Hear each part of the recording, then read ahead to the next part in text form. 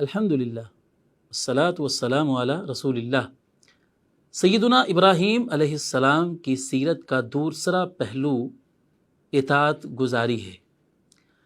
اللہ سبحانہ و تعالی نے قرآن مجید میں ابراہیم علیہ السلام کا تعارف ان الفاظ میں کروایا ہے کہ ان ابراہیم کان امۃ قانتا للہ حنیفا ولم یک من المشرکین۔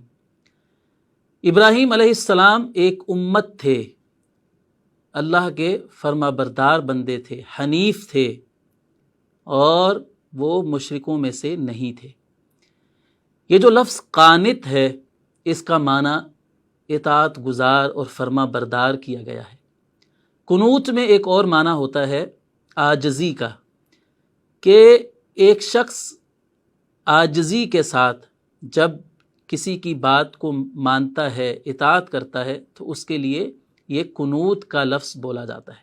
تو ابراہیم علیہ السلام کی زندگی کا جب ہم مطالعہ کرتے ہیں تو اول سے لے کر آخر تک ہمیں یہ چیز ابراہیم علیہ السلام کی زندگی میں نمایاں طور پر نظر آتی ہے۔ ابراہیم علیہ السلام نے ساری زندگی اللہ تعالیٰ کی مرضی کے تابع کر رکھی تھی۔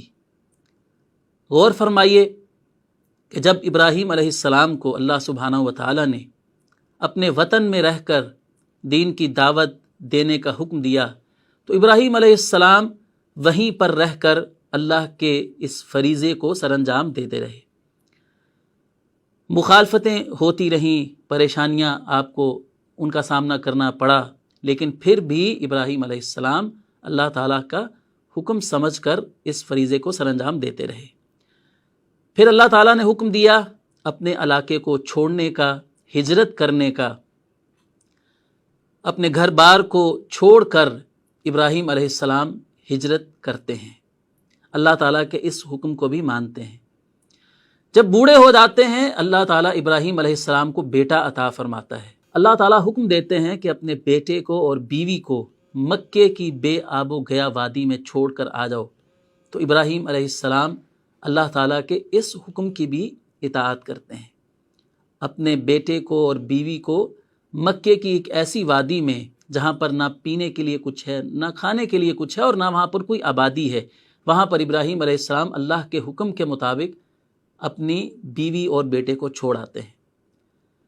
پھر اللہ رب العزت ایک اور حکم دیتا ہے کہ اپنے بیٹے کو ذبح کرو۔ ابراہیم علیہ السلام اللہ تعالیٰ کے اس حکم کو بھی مانتے ہوئے اپنے بیٹے کو ذبح کرنے کے لیے لٹا لیتے ہیں۔ ابراہیم علیہ السلام کی زندگی کے یہ بڑے بڑے وہ پہلو ہیں جن سے ہمیں آپ علیہ السلام کا اللہ تعالیٰ کے حکم کے آگے سر تسلیم خم کرنا، آپ کی یہ جو صفت ہے یہ ہمیں معلوم ہوتی ہے۔